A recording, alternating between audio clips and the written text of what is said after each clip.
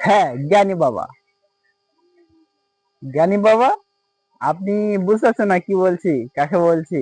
ভিডিওটা দেখুন, তাহলে বুঝতে পারবে যে কেন বলছি জ্ঞানী বাবা। হ্যাঁ, বুঝতে পেরে গেছেন তো?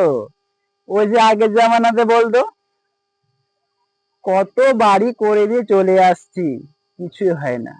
কখনো গিয়ে দেখেছেন? বছরে এক একবার গিয়ে দেখেছেন যে বাড়িটা আপনি করে দিয়ে এসছেন এই বাড়িটা ঠিকঠাক আছে কিনা?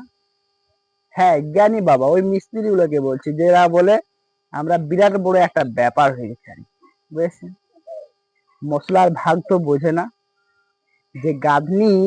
আপনি যখন একটা ইটের পর আর একটা ইটকে জোড়া লাগাবেন, সে যে মশলাটা দেবেন ওইটা কটার ভাগে করা উচিত। ঠিক আছে, আমি আপনাদেরকে বোঝাচ্ছি সেটা। যখন আপনি গাঁথনি করবেন, কমসে কম ওইটা যেন ছটার ভাগে হয়। পাঁচটার ভাগে হলে তো ভালো হয়, কমসে কম যেন ছটার ভাগে হয়, তো কমে করাই যাবে না, বুঝেছেন? হ্যাঁ, আর ওই যে জ্ঞানী বাবারা বলে সাতটার ভাগে আটটার ভাগে কত বাড়ি করে চলে আসলাম, কি হয়ে গেছে? দেখুন দেখুন, এভাবে খাল হয়ে যাবে, আর ওই যে ধুলাবালি গুলা খসে খসে পড়ে যাবে, বুঝেছেন? তাই বাড়ি বানানোর আগে অবশ্যই, বাড়ি বানানোর আগে যে মশলাটা বানাবেন সেটা ঠিকঠাক করে বানানো উচিত। আপনি 6 গামলা বালি দিলেন, সেখানে আপনাকে ওই হিসাবে 1 গামলা সিমেন্ট লাগবে, বুঝেছেন?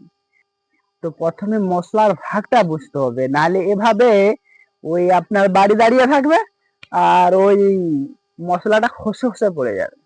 এভাবে বড় বড় গর্ত হয়ে যাবে। আপনি প্লাস্টার করার পর দেখবেন প্লাস্টার ফসকে চলে আসছে, রং ফসকে চলে আসছে, মানে ঠিক করতে পারছেন না। ওই জন্যই বলছি, জ্ঞানী বাবা যারা বাড়ি করে দিয়ে আসছেন না, তাদেরকে বলছি, যারা জ্ঞানী বাবা, আর কেউ যে 7টার ভাগে 8টার ভাগে কত বাড়ি করে দিয়ে চলে আসলাম, কি হয়ে গেছে, তাদেরকে বলছি মশলার ভাগটা ঠিকঠাক করে করবে, নালে এই হাল হবে যে হাল এই বাড়িটার মধ্যে হয়েছে, বুঝেছেন?